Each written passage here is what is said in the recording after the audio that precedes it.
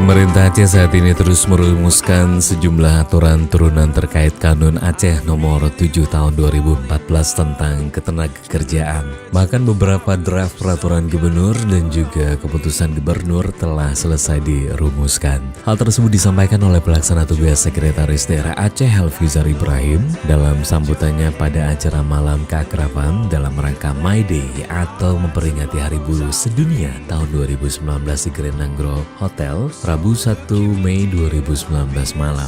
Pria yang juga menjabat sebagai Kadisnaker Mopdub Aceh itu juga menjelaskan selain insentif megang, pemerintah Aceh juga terus mengkaji terkait libur megang bagi para buruh Aceh.